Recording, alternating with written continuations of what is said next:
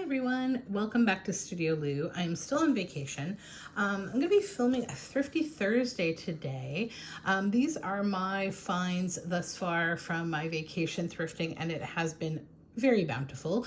I won't be showing everything I got here because some of it's not related to art and crafting and junk journals and stuff, but I did get some clothes for kids, a vintage pumpkin candy bucket, yeah, all sorts of fun stuff. But anyways, let me jump into the haul.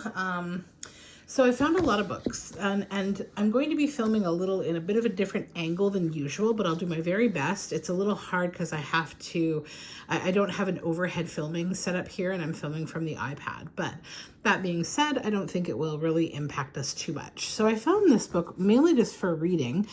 It's The Royal Art of Poison by Eleanor Herman.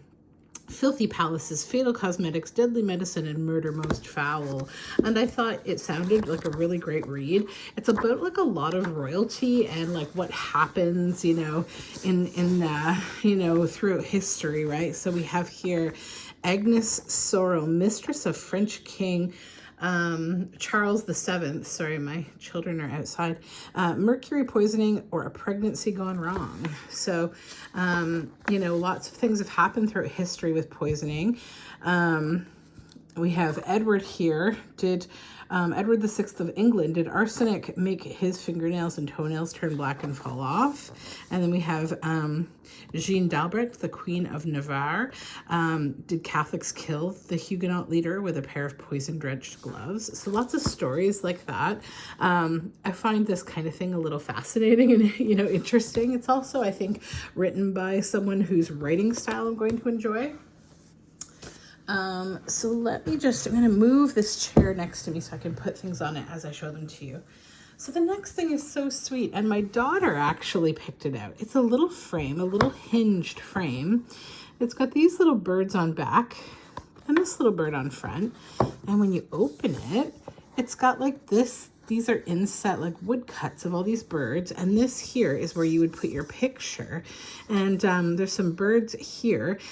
And the artist is Marie-Aline Baston. Much of nature artist Marie-Aline Baston's work is inspired by flowers, birds, and wildlife that surround her woodland home in Holland.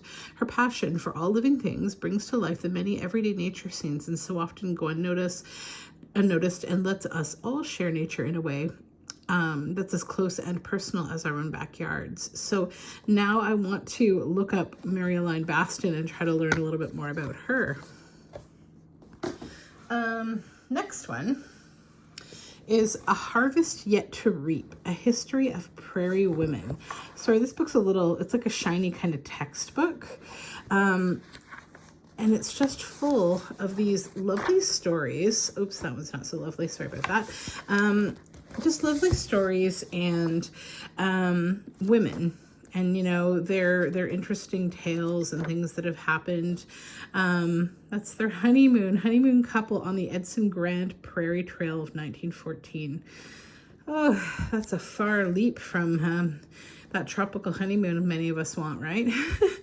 Families landing in Canada, lots of kind of old advertising and that sort of stuff. Looks like a very, very interesting read.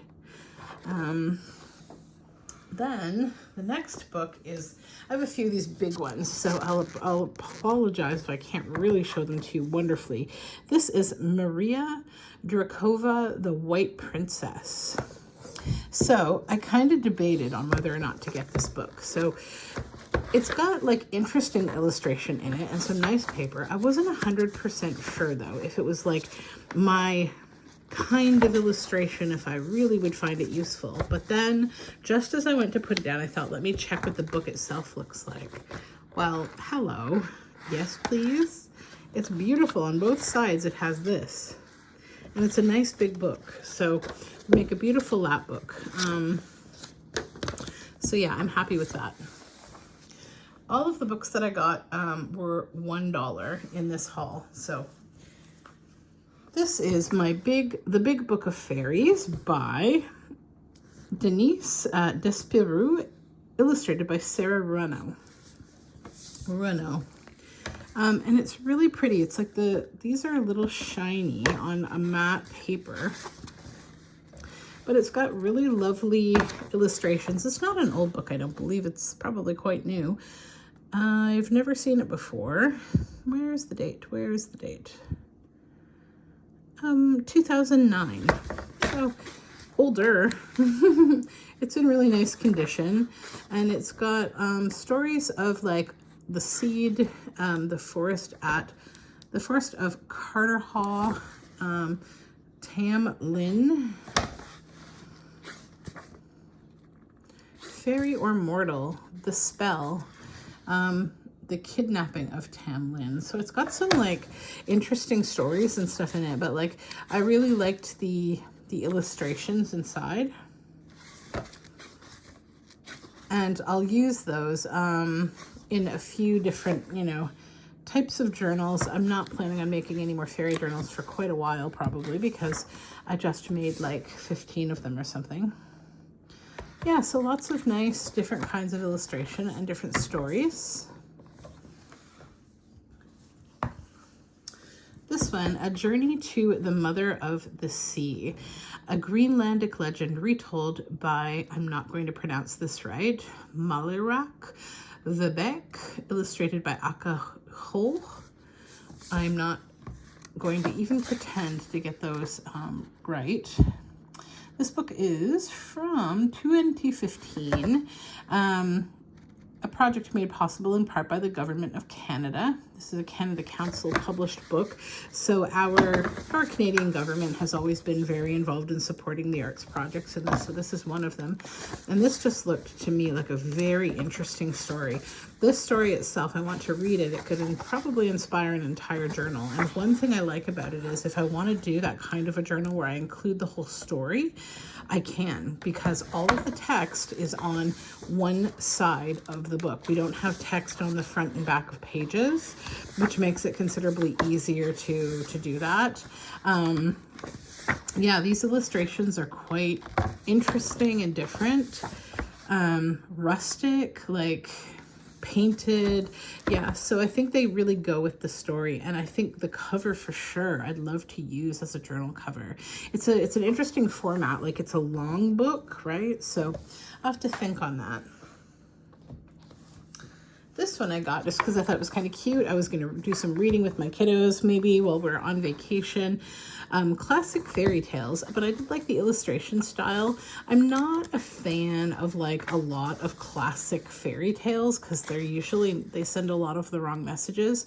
And this one is definitely no different in that. It has those same kind of stories, but it does have some really great illustrations. The style of illustration is varied. There's a few different kinds of illustration and see great like images. So while the stories may not be all that relevant nowadays, the images are wonderful, and there may be a few in here that I do like.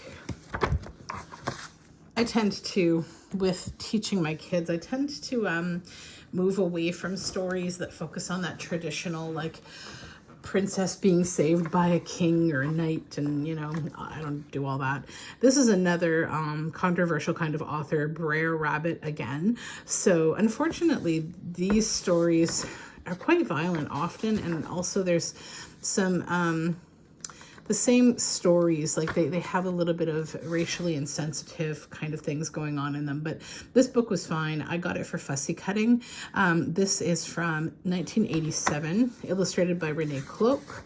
I love the illustrations. This style is really beautiful. I love the anthropomorphic way that these books are illustrated, where the animals are kind of like people. They have clothes. I find those kind of things really fun. Yeah. So, all right. So that's all the giant like format books. Now, this I'll show you. I got a beautiful batik fabric, and it's a funny story. Like I had an actually super weird experience at this particular thrift store. So let me see if I can open this a little and kind of show it, the different aspects of it to you. So see at the bottom, there's this nice floral kind of pattern. Then we have some birds, all different birds around the edge of this. And then in the center, we have these flowers. And then beyond that, we have these smaller birds. And so it's kind of like, it's batik. It looks almost like reverse black wax. It's really beautiful. So it's an entire big drape, and it didn't have a tag on it. So I took it up to the counter and I said, this doesn't have a tag, but like, I know you can't really sell things if they don't have tags, because I know that's a rule in I went to a Value Village to get that, but it was on the drapes rack for $5.49, which I was totally fine to pay. And so she rang in my other things and she said, let me go ask the manager. I said, okay, no problem. And so she did. And then she's like, oh, he gave me this. And so she came back with a $3.99 tag. I was like, well, that's kind of him, like to give me a price even lower than the one I said that it was. That's kind of cool. And then, I mean, I had a weird experience. I can tell you a little bit about it shortly as I go through these books. So this is So Little Time, a novel by John P. Marquand. This is a nice old book. I like this on the cover, this golden, hopefully you can see that there. And that's the spine. I picked that up, not because, I mean, it wasn't crazy special or anything. It was just a beautiful book, like, but it was $1, so I thought, sure, I will take it. 1943, and I like the book plate, and it's called So Little Time, which, you know, is kind of a nice title for a journal. So anyways, yeah, I went to the store. This was at a Value Village, and there was a lady who had come up to the front of the line. There was one man in front of me waiting in line, and so she started to idly chit-chat with him, and he'd found I believe a blind, like a kind of a custom blind.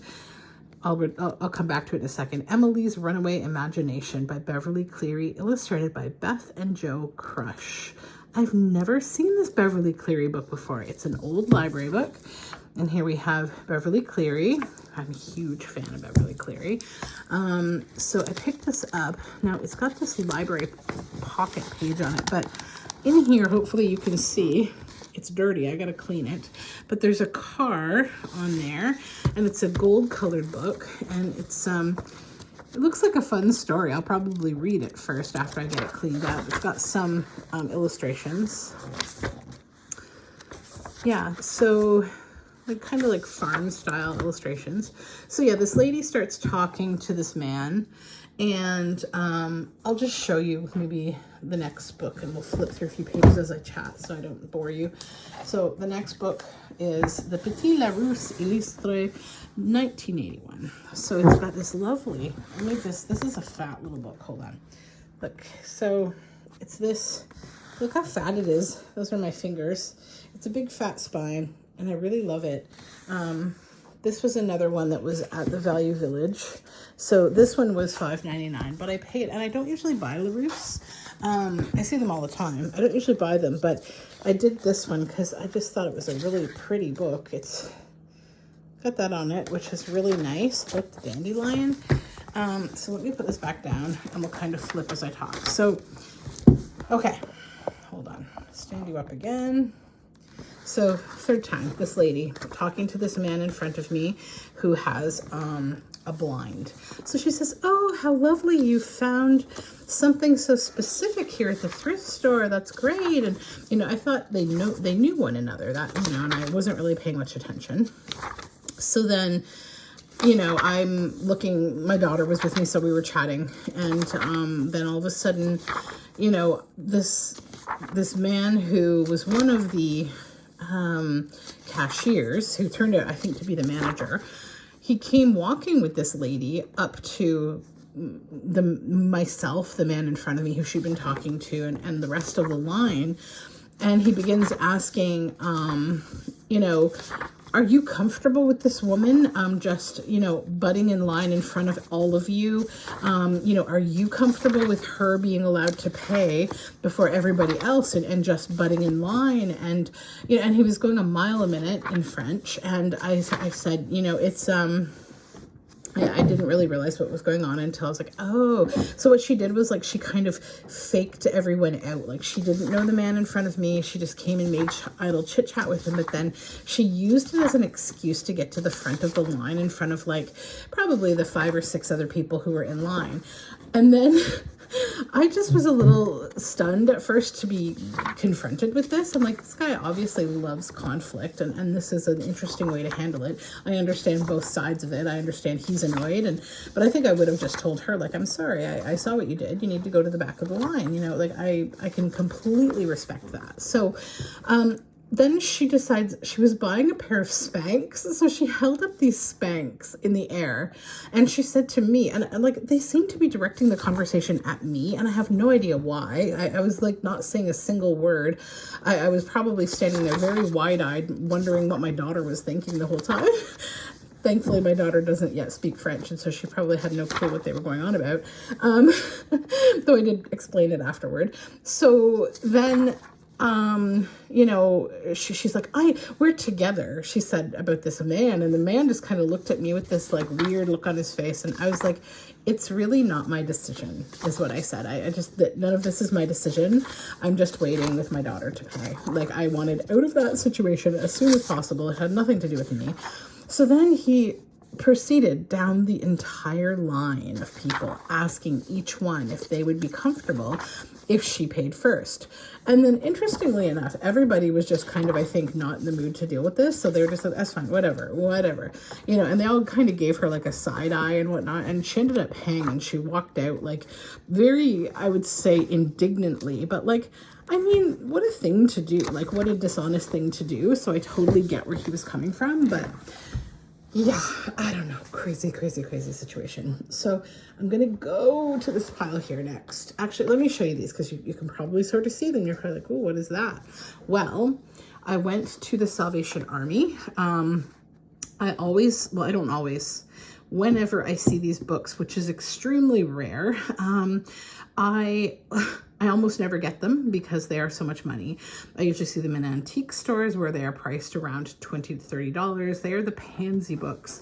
Pansy is the pen name of, I believe, Elizabeth Alden, who was like, you know, modern day, I think we would compare her to J.K. Rowling. She wrote, except not as strange as J.K. Rowling, but not politically strange. So she wrote a lot of children's books, and she was a huge success. Like, she was probably one of the first, like, you know, Victorian age children's literature writers who was a woman, who really broke ground. Her books were published en masse. They're very beautiful. They have these like black work like pansies, and they're all just kinds of different stories. She has many, many, many books and stories. Her books almost always, the old ones definitely, have pansies on them somewhere, and they're called the Pansy series, Pansy Books. That was her pen name. I believe, yeah, her last name is Alden, and her first name, I think, was Elizabeth. They always have these beautiful, like, ex libris papers inside. They're very cute, and let me see. So, long story short, I got these for $1 each.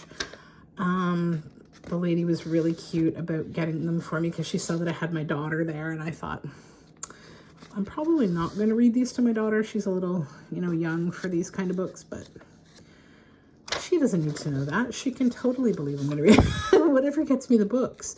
I'm trying to find a year. I think these ones often don't have a year in them, if I recall. So yeah, this style, this is Chautauqua Girls at Home.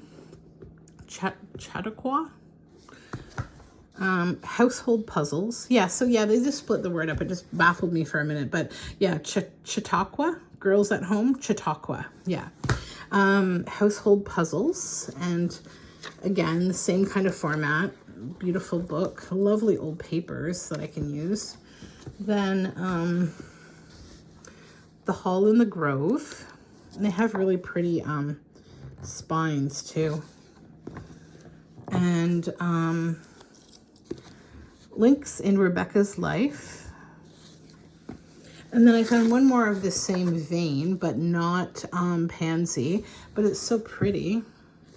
This lovely, beautiful lady. And then A Summer in Leslie, Goldthwaite's Life. And this one is by Whitney. Is it Charles Whitney? I can't recall. I know there's I think it's Charles Whitney. I could be wrong though. illustrations by Augustus Hoppin. Oh, no, sorry, Mrs. ADT Whitney. So this is another women's writer, female writer. That's pretty. A Summary of Leslie Goldthwaite's life. Let's see if we have a year in this one. We do not. But yeah, these are Victorian era beautiful books. Another lovely spine. Then, okay, so that's those. They were my favorite find, I think. Then we found this Art Deco Collection Porel.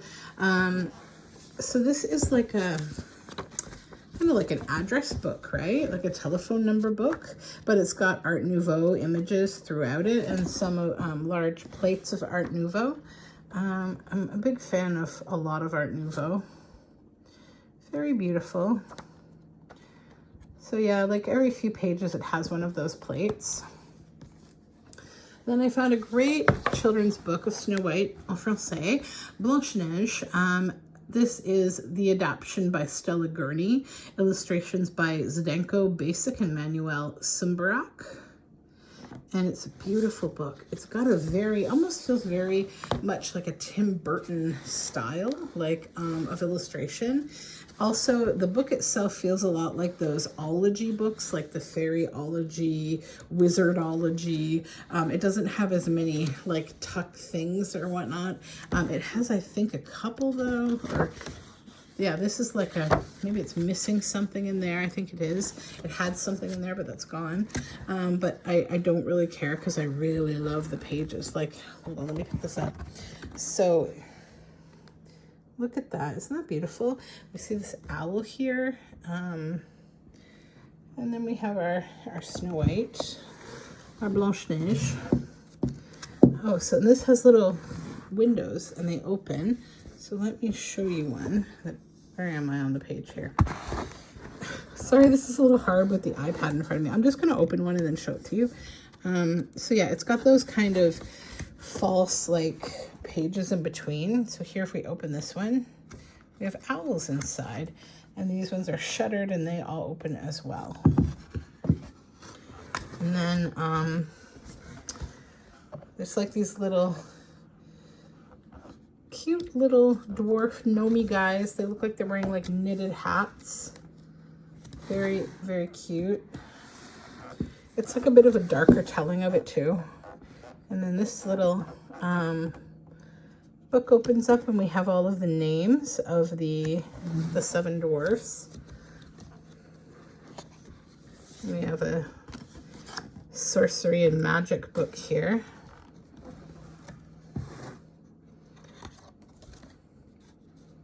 Hold on, let me lift this up a little. There we go. But see, it's really pretty. And there's a pop-up in it as well. That's the end where the big pop-up is. So yeah, what a beautiful book. Let's put that one aside. And then I found another French book. Here we go. Let me see if I can get this to stand up a little here. Le Secret de Bijoux de Princesses. Illustrations by Sibylle. Text Christelle Huet Gomez. So, Secrets of Princesses here. It has really lovely, I'm going to have to move this a little, really lovely illustrations of just different kinds of princesses. Beautiful images that could be used for all sorts of different things. They're very non-traditional and I would say like not Disney-like, which I like. I'm not into a lot of kind of mass market stuff like that. And then I found this. This is actually an Enid Blyton book.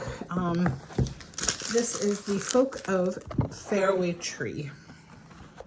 Sorry, I'm probably giving you the shake-ups here. I'm trying to show you this big book, The Folk of Fairway Tree. And I got it mainly for this character, this Man in the Moon. I love how this Man in the Moon is illustrated. It's got a lot of different kinds of illustration in it. There's some fairies.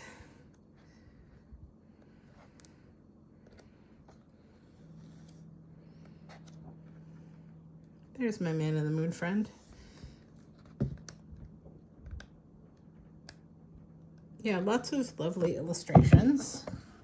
Okay, that back here. And then I found this really cute doily. I liked it because it's like pink and sparkly and it's nice. And then I found another book, The Unicorn of the West by Alma Florida, illustrated by Abigail Pizer. This is from the Oshawa Public Library. Let me open the pages here and show you. Whoops. We may have had a tumble.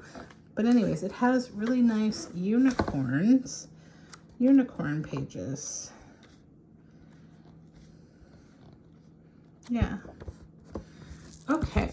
Then the last thing I have today, move this out of the way, is a Cornet, the Cornet Deluxe World Stamp Album. So I liked this a lot because it's like a binder and it has those unscrewable posts in it. So I could literally make a post journal.